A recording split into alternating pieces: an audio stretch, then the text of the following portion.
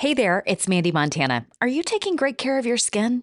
You know I use great products. I take my vitamins and I drink plenty of water, but I could be better about applying sunscreen daily and making sure my skin is protected against premature aging. What about you? Well, I've got great news. I have a solution. It's the new Premium Diamond Glow Treatment at Hand and Stone Massage and Facial Spa in Tyler. I love it. I went recently and it exfoliates and hydrates your skin at the same time. Amazing, right? My skin feels so soft and silky after. You have to try it. If you've never had a facial before, they have different options at Hand and Stone, like hydrating and brightening. But if you're struggling with dark spots, hyperpigmentation, sun damage, sallow skin, enlarged pores, or maybe oily skin, this is the treatment for you. If you want your skin to glow and look and feel amazing, book the Diamond Glow. Schedule now by visiting Hand and Stone Massage and Facial Spa in the Cumberland Shopping Center in Tyler or online at handandstonetyler.com. Welcome to the Celebrating Women podcast, hosted by Mandee Montana, a podcast that celebrates women, their stories, their struggles, and ability to overcome. Conversations that celebrate their gifts, their talents, and courage. It's the Celebrating Women podcast, presented by Hand and Stone Massage and Facial Spa in Tyler, Texas. With over 20 massage therapists and 6 estheticians, certified and trained in multiple protocols, you can get an affordable massage or facial located right here in the East Texas area. Book your appointment today. Stop by the spa in the Cumberland Shopping Center in Tyler or online at handandstonetyler.com. Welcome back to the Celebrating Women podcast. I'm Mandee Montana with my special guest today, Maddie Hudson. Hi there. Hi. So we don't know each other super well. Right. But we know about each other through your mom. Yes. Which is how I got to know you. And she was telling me about your career and some entrepreneurial endeavors. And I was like, oh my gosh, this is an amazing story. I have to have Maddie on the podcast. So you are a nurse. Yes, that is by trade. My day job. I'm in North Dallas and have been there for almost 9 years now. But grew up here in East Texas. Yes. Born in Tyler, grew up in Lindale, and then have been in Dallas for the majority of my adult life. Mm-hmm. And so I know that you've been working in nursing for all of this time, but you recently started an entrepreneurial endeavor with jewelry. How did that come about? So the story of how I got to the earrings and the jewelry is not like one you would expect of where I started is not where I ended up or even in the sphere of where I ended up. So this sounds bad saying it out loud, but fall of last year, I kind of started getting to the point where I was like, I don't really have anything to show for my life. Like, I don't have anything that I do. So I initially, in October of last year, I started a blog, and that was a whole learning curve in and of itself. And that was kind of what started all of this off. I had toyed with the idea of doing a blog for a long time. And then, of course, was just very much like, well, I'm going to be judged. What are people going to have to say? I don't necessarily want to put my life out like that, but I do. And so I finally got to the point where I was like, you know what? I don't care. I want to do this. This is what makes me happy. So I'm just going to bite the bullet and do it. Mm-hmm. So I started the blog, which I feel bad about because that's kind of gotten neglected the last several months. But I started that off and then it just evolved. And then I started doing TikToks more regularly and just documenting my life and sharing my life. And part of the blog, what led to this was instead of doing a New Year's resolution for 2024, I decided to do like a different challenge every month so that I, instead of one big goal, I had 12 small ones that, you know, every month my focus shifts to something different. Like one of the months was like no eating out. One was no spending, like just different challenges. And March or April of this year, my challenge was to find a new hobby. And so as I was transitioning and wondering, okay, well, what hobby am I going to do? What makes sense for me?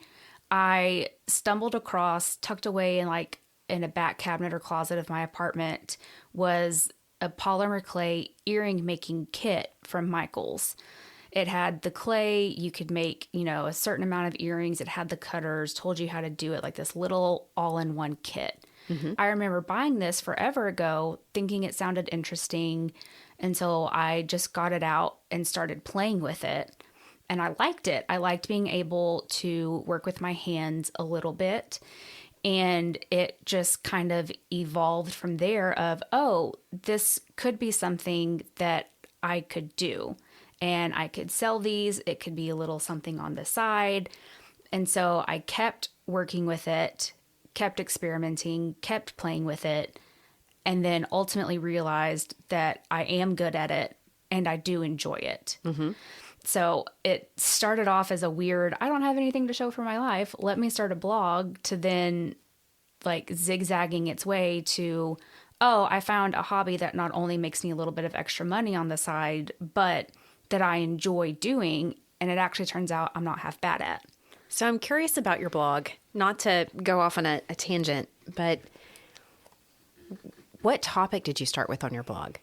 So I ultimately, when I was researching, I was trying to figure out like my niche content. Yeah. And figuring out like what corner of the blog world that I fit in. Yeah.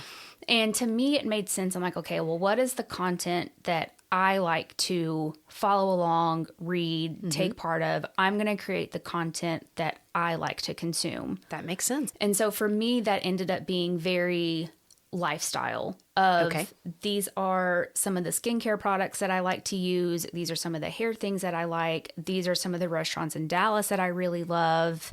I think I did one like about me, like I'm 30 years old, I'm not married, I don't have kids. So like some of it was about me being single and like what that looks like, especially during the holiday season.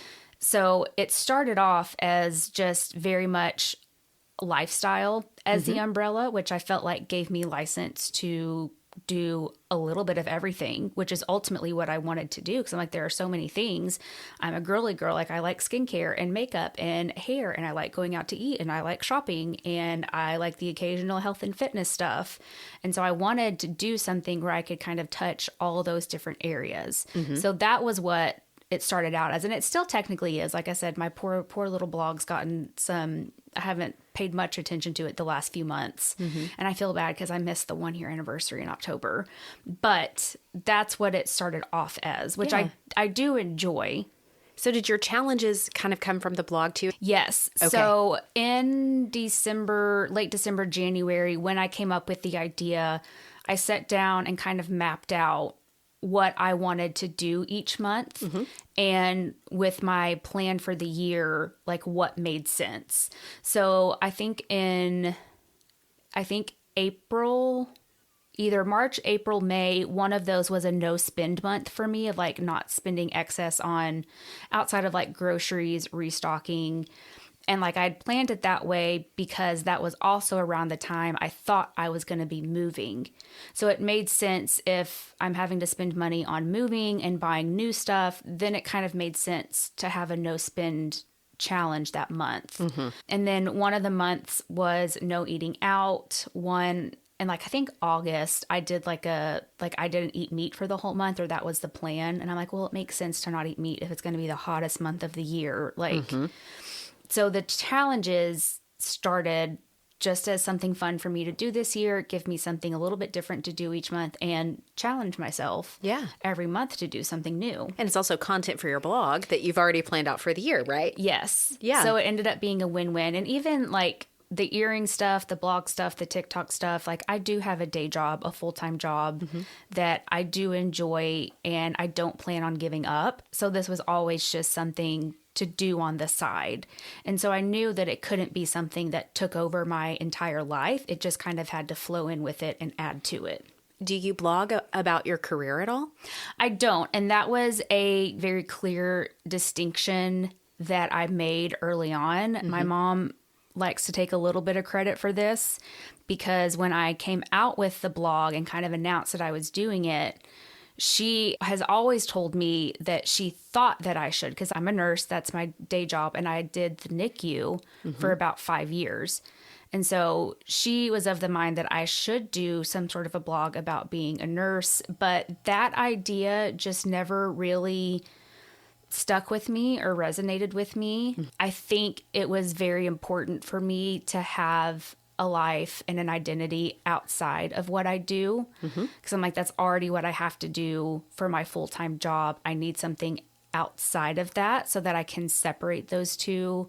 So from early on, I've never really had any interest of doing any sort of nursing related blog content. Like that's never, and even in my TikToks, like I talk a little bit about it, but that's never really been something that I've felt drawn to. Yeah. Well, I can understand that because I have taken a side hustle and turned it into main income, and it changes the tone of it completely. Yes. What was once fun and entertaining and something that would allow me to buy shoes and purses has become full-time income, and it puts a different level of pressure on it.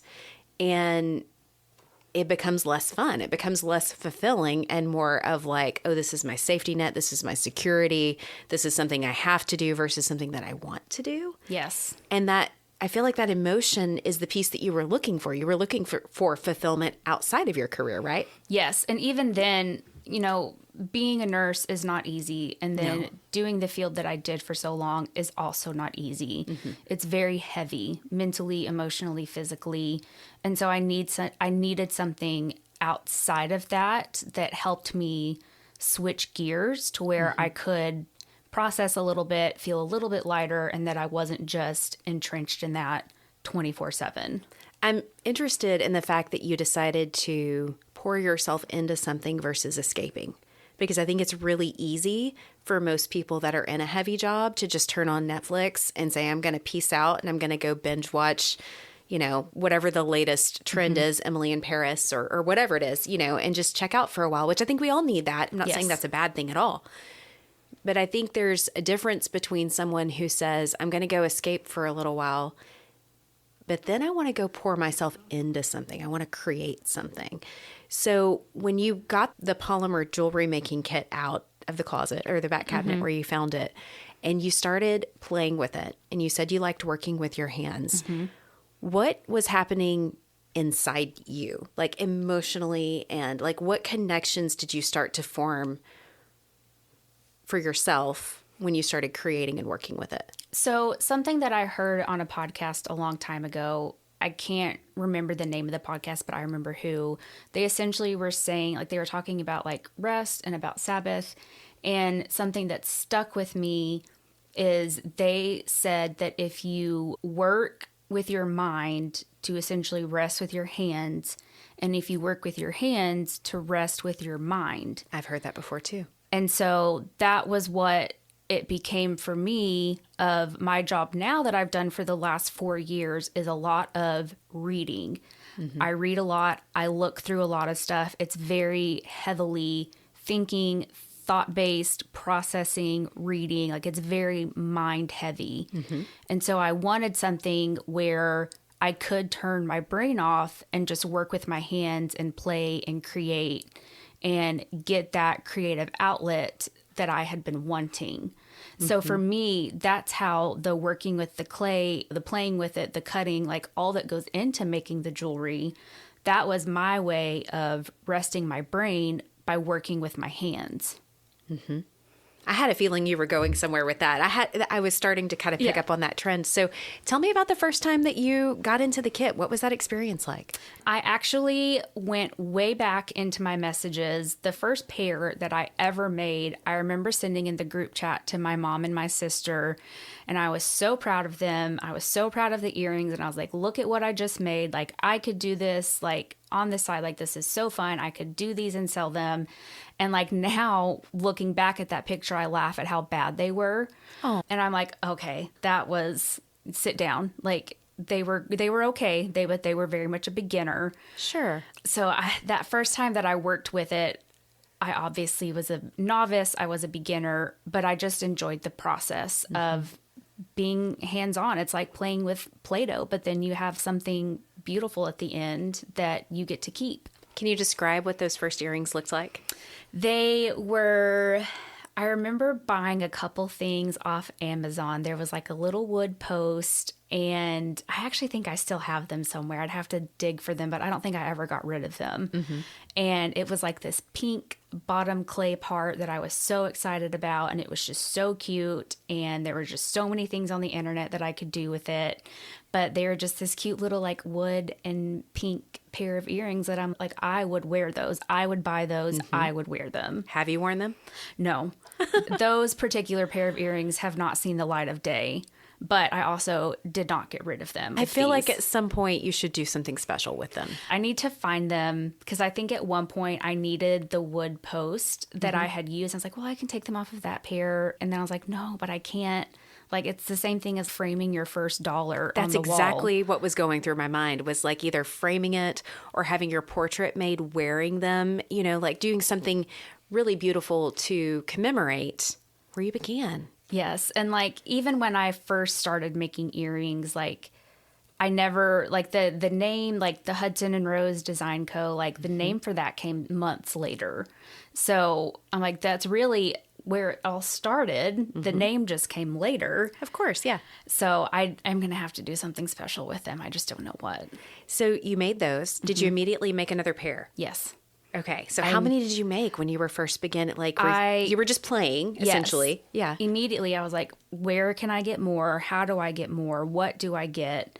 And little did I know at the time that it's not just as simple as I'm just going to buy this and make these. Like, it's definitely been a learn as I go process of I like this brand better than this brand, or I like this particular type of clay better than this particular type, and I have to, you know, bake it this way, not that way. Like, it's been a lot of trial and error, failing, breaking them, a lot of that. But yes, I was immediately like, okay, I do like this. I'm going to keep at it. I'm going to keep doing this. Like, this is my challenge. This is my chosen hobby for the month, is to make these earrings. So I'm going to keep at it. So how much time did you spend that particular month? You said it was either March or April? Yes.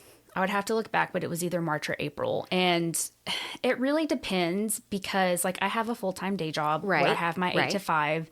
And so in the evenings, that became what I did after work, was just playing with it. And, you know, I also, you know, have everyday life. So it's not an everyday responsibilities. thing. Yes, it's not an everyday thing that I could commit, you know, 6 hours doing every single day to it. But I was pretty consistent with it the first couple months of playing, getting better, you know, asking my friends of, hey, they're free, like, because I'm trying to learn this. Is there anything that you want me to make? You know, they're free right now because they're not that great, and I'm learning how to do this, and making earrings for my friends, figuring out techniques as I made those earrings, and it just really kind of grew from there. So I've been able to see your work. It is beautiful. Thank you. I've so enjoyed it. But tell me a little bit about the process, because I know nothing about creating clay polymer jewelry. Is the clay already colored? Do you dye it? I know you said you work with it like Play-Doh, but like, Yes. if you're starting from scratch, like, what does that process look like? My steps look a little bit different depending what it is that I'm making. I don't ever just go in blind and just start making. I have to have some sort of visual in my head of this is the end goal that I want to create. So for me, the first step is, you know, going online, going through Pinterest, like getting different ideas of, oh, I like that pair. Oh, I like that pair. I think I can make these. I have the cutters for this one. So the process starts with, okay, well, what is it that I want to make? The clay does come pre-colored. There are all sorts of different shades, but you can also mix them to create different shades. There's a lot of color theory with it, of having to go back to primary colors of what Like does red and yellow, like yeah. what do they make? And I remember very once my friends laughed at me because for some reason I thought mixing black and white gave you brown, but it gives you gray.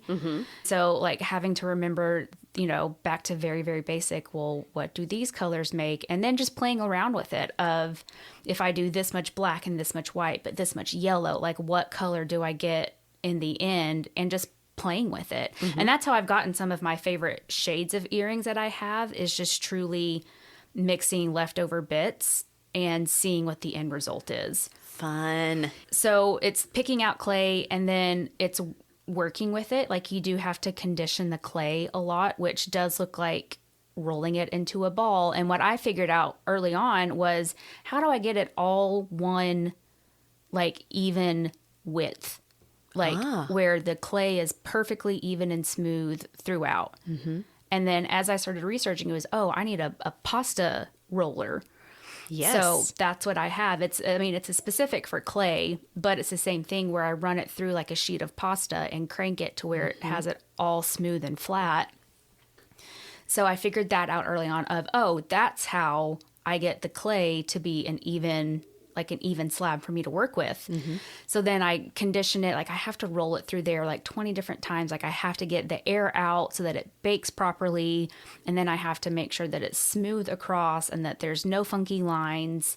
And then really from there, I had to figure out, okay, well, once I have this clay, what do I put it on? What surfaces are best? Mm-hmm. So marble is one. I think I have an acrylic tile, and then I have another tile that I put it on of, okay, how do I get it on this so I can do the cutters? And how do I get the clay from sticking to the cutters and get it off on, evenly? So all of that process was definitely a learn as I go, Google, go on Reddit, go on Pinterest, on YouTube. So fail and learn, experiment, yes, play, and then fail and learn a few more times. Of course. Yeah. So the process is really starting with the design, getting my clay ready, doing the cutters, getting them the shape that I want them, making sure that it's all even and it's up to my standards because I have very high standards. Mm-hmm. And then baking it, but then figuring out, okay, well, what temperature does it need to be? How long does it need to be? And for polymer clay, like for it to be at the perfect consistency, it needs to be kind of pliable. If it breaks, then it's over baked. Mm-hmm. So figuring out like, okay, well, working with my oven, what does that look like for my oven? Where do I need to move the racks? What do I need to set the temperature at? I had to get the little thermometer for inside the oven so I could monitor what temperature it's at, how long it needs to bake. So you're using a traditional conventional oven to bake them? Yes. Okay. Just in my little 1-bedroom apartment, my kind of crappy old oven is what I use. Yeah. I used to have a toaster oven. Like I've seen a lot online, people will use like the toaster ovens to bake them in, but I got rid of mine a long, long time ago because I didn't have the space for it. Mm-hmm. So no, I'm just putting these, like I figured out when I put them into bake, like they have to go on cardstock. Like that is the specific. They have to go from this marble tray to the cardstock, and then they're just on a cookie sheet in my oven like I would cookies. Yeah. Well, that's what I was curious. It's such an interesting process to me because this is something I've never done. Me working with my hands to rest looks like me listening to a podcast and coloring in a coloring book. Mm-hmm. Or having Netflix on in the background and coloring, like doing something with my hands. So I completely relate to that. I think it's amazing, though, because I'm not giving these things that I've colored to anyone. This is not something that I've created to share where you are. Like you're creating something that can then be passed on as a gift to someone, which is really beautiful. It's very special, too. And like the big thing that I've learned throughout all of this process is that it's okay to be a beginner at something. Mm-hmm. And the fail and learn process is part of it. And it's okay to be a novice. Yeah. Like I joke about the very first pair that I made, but I'm like, no, that's where the learning started. Mm-hmm. So it's been a lot of learn as I go, figure out how to do it. And then at the end, I've got these beautiful creations that I was like, there's not enough days in the year for me to wear all of these. So let me give them to my friends and potentially sell them. And then it did turn into selling them and the Etsy page, and it just kind of snowballed. And I did the same thing. That's essentially my process is I will put on a podcast and listen to that, and that's just how my mind decompresses. I listen to something that has nothing to do with what I do for work, and then I'm playing with my hands, and that's what's getting my focus. Mm-hmm.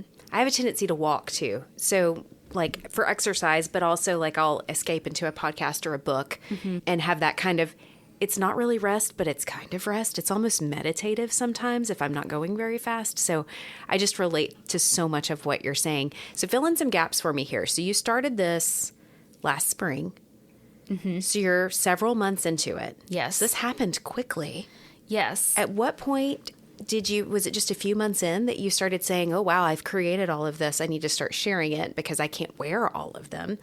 At what point did you like have your first pair where you were like, I could actually share this with someone. I'm really proud of what I've created. I got to that point, I think probably maybe a month or two in. That's impressive. I thought, oh, if I can get good at this, then this could potentially be something that I do on the side. It's just a little bit of extra income. Sure. And so I knew early on, okay, I need to practice at this, get better at it. And then I did. And then, oh gosh, it was probably May or June of this year where I started playing and I got better. And then like all of my friends have been very supportive. And then I still remember this. I have the picture in my camera roll. My friend Haley was like, I want to buy a pair for a coworker of mine. This is the pair that I want. And I think I charged her like $8 for the earrings because they were kind of small. But I'm like, that was my first earring sale. And like, it feels really good. And it just kind of snowballed from there. Then I had coworkers that wanted this specific type of pair. And, you know, it started off as me just creating and giving them away because I didn't know what else to do with them. And then it became I can sell these and make money from these. I could potentially do shows, like what have you. And I knew at some point that like, I could add this to the blog or this can be like a website, which I still need to do. I don't know how. I don't know any of the website stuff. We can help you find people to do that for you. Yes. You just keep making the earrings. We'll figure the rest out. Yes. And then it snowballed. So probably this summer, started March, April, and then by June or July, I was like, I can do this. Is that when you decided to put up the Etsy page shortly after? Yes. So over the summer, I went back and forth I was like, I should create an Etsy page. I need to. But again, I'm not a super like webby coding technical person. No, like you make earrings. Yes. Yeah. Like the whole making the blog and getting that started was an absolute chaotic nightmare because you have to like code certain things into the webpage. And I'm like, I'm Googling and YouTubing how to do all of this. Sure. And so my specific concern was, well, how do I get the shipping label?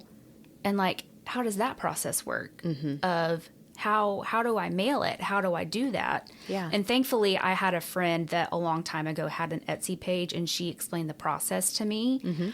And so then I was like, okay, I'm just going to do it. And so then I had to think of a name and had to figure that out. I eventually came to Hudson and Rose Design Co. I knew I wanted it to be something Design Co. like that. And then finally I settled on that. I went through a few different versions of it and essentially came to that. Hudson is obviously my last name, my dad's name, and then Rose is my mom's maiden name.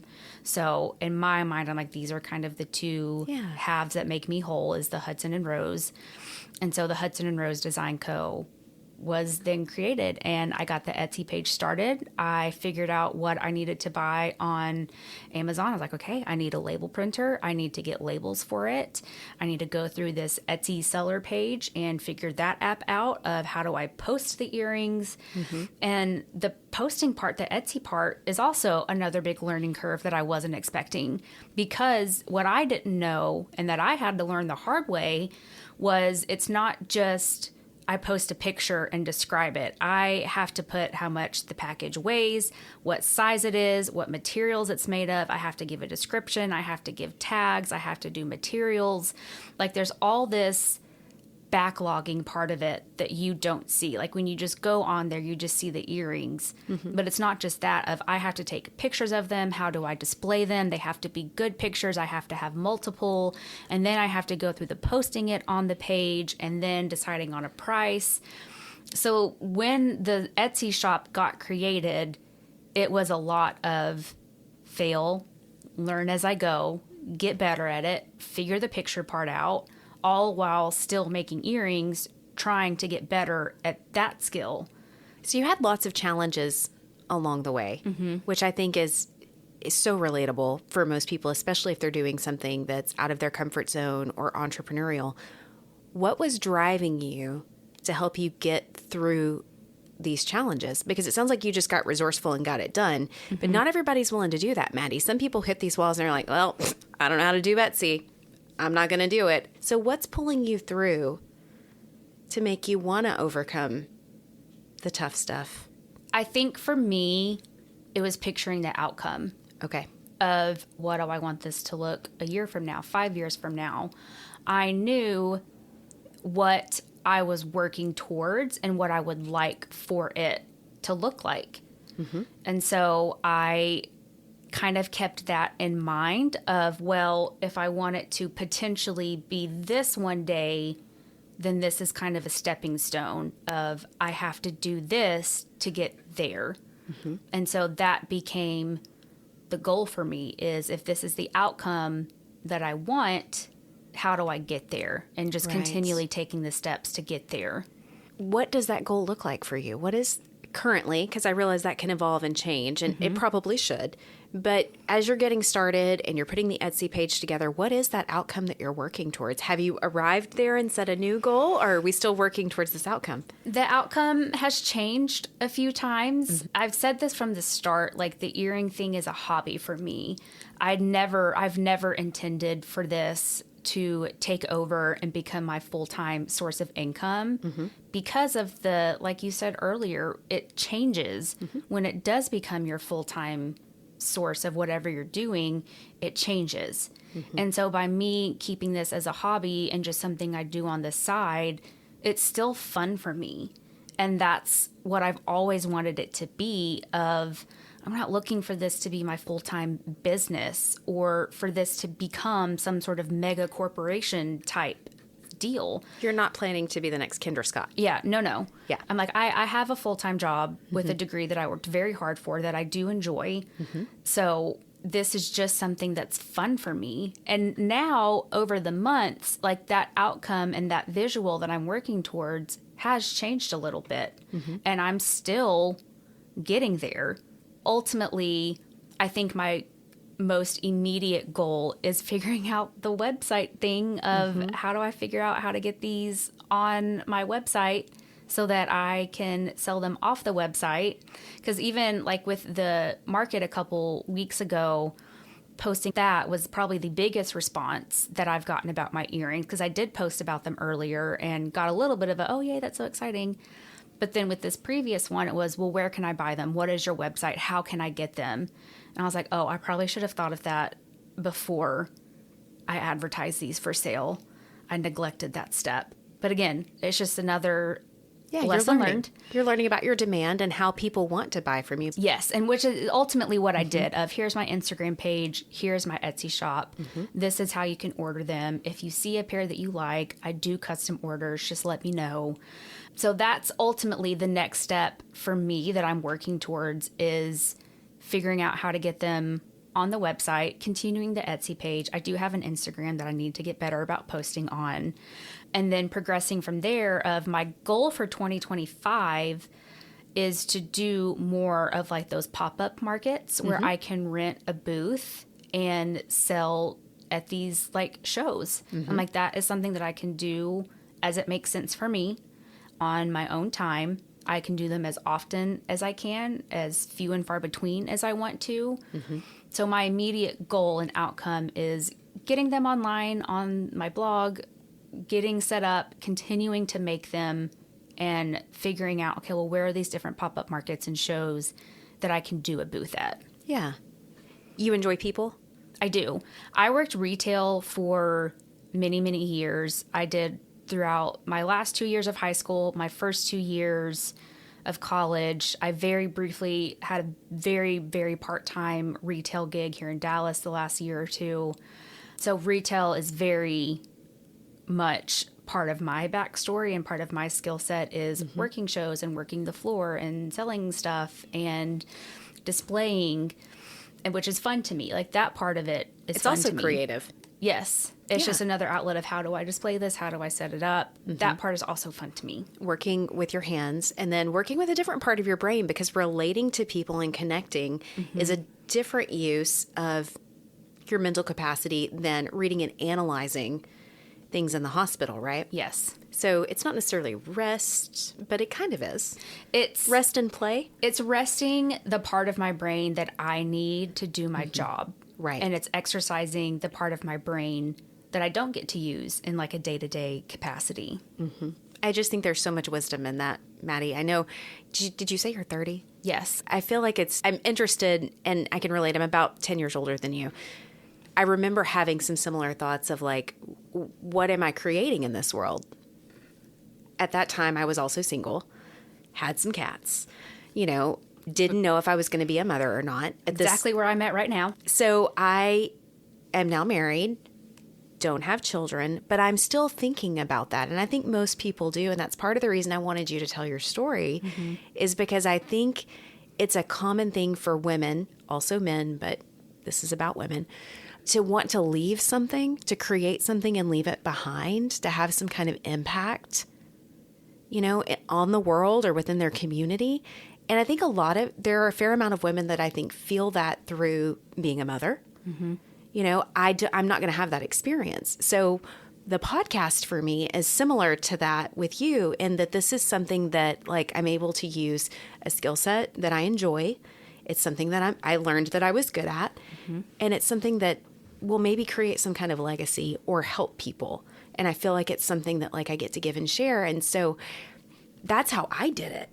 But everybody has different gifts and talents and skill sets. And so by giving a voice to you to talk about what has been meaningful for you and what allows you to, exercise different parts of your brain, allows you to rest by working with your hands. My hope is that someone's going to hear your story and say, oh, this is what I can do with those hours that I feel like I'm not contributing, Right. Yeah. And it definitely, I think for me, and like, I don't think about this often. And I told you this before we started recording to me, like this doesn't feel like, a big story. It's just my life. Mm-hmm. But I think what I've been able to do, and like even starting October of last year with the blog I got to a point where I was like, what do I have to show for my life? I don't have a husband or kids that I can pour into and help create, but I can do this. Right. And I'm proud of myself and very proud of the fact that I have done this as I go. Mm-hmm. Like it's been a very scary thing for me to put all of this out there because it feels very much like, I'm setting myself up for ridicule and rejection. There's vulnerability. Yes. It feels very scary to put all of this out there. And it's still scary for me today. Even today, bringing you those earrings of, I hope she likes them. I love them. And, Thank you. Yes. It's still very, very scary to me. And I think doing it anyway has been one of the biggest rewards that I have gotten so far is being scared and doing it anyway. Yeah. I think that's such good advice. I've loved hearing your stories. There's something we haven't touched on yet that you were like, I've got to share this today. I think the biggest thing I've learned, because like I said, how I ended up here at the earring thing is not where I started. No, you were going to do a blog about your lifestyle. Yes. Yeah. So start somewhere and keep moving, keep following the path of where it leads you. Mm-hmm. I started with the blog, and then that kind of turned into TikTok stuff, and then that turned into these challenges, and then it turned into the earrings. Like, it's been a very wonky, winding path. Mm-hmm. And so the biggest piece of advice I have is just to start, even if you're scared, do it anyway. Mm-hmm. Start somewhere and just see where that leads. Because even now with the earrings, I'm discovering and finding other things that I like to create and make and do. The next thing for me that I'm practicing and working with is bracelets.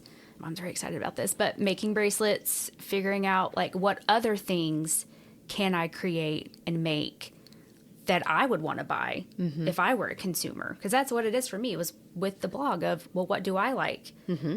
What do I, want to consume? What jewelry do I like? What would I want to buy? So that's start somewhere and keep going and just see where it leads. Oh, I love that. I am so inspired by you. Thank you so much for the gift of the earrings. I love them. I've seen them in your mom's an esthetician. I've been her client for 15 years, full disclosure. I love your whole family. I feel very connected to you because I get to spend at least an hour with your mom once a month. Yes. And so obviously I wanted to celebrate what you're doing because I care so much about her and by extension you, but listening to you tell your story, Maddie, you told it very eloquently. I think there's a lot of wisdom here, and I'm just so grateful that you took the time to do it because I know it was a little bit of a challenge. You were nervous, But I think you just said everything so beautifully, and I know it's going to inspire someone. Yes, thank you so much for having me on the show. Before you leave, what's your Instagram? How do we find you? So my Instagram is at Hudson Rose Design Co., and that's the same name as my Etsy shop, the Hudson Rose Design Co., all one word. All one word. So at Hudson Rose Design Co., just all smashed up together. I love it. Smashed up together. Okay, perfect. Well, now we know where to find you. Awesome. Thanks so much for having me. The Celebrating Women podcast wants to hear from you. Email us a voice message to celebratingwomenpodcast@gmail.com. We would love to hear your story or the story of an incredible woman you know. Become part of the conversation on social media. Facebook.com/celebratingwomenpodcast. On Instagram, search Celebrating Women Podcast. The Celebrating Women podcast has been presented by Hand and Stone Massage and Facial Spa in Tyler, Texas. Book your appointment today. Stop by the spa in Cumberland Shopping Center or online at handandstonetyler.com. Support the show for as little as $3 per month at celebratingwomenpodcast.buzzsprout.com or visit our show notes. Thank you for listening, and don't forget to subscribe to the Celebrating Women podcast.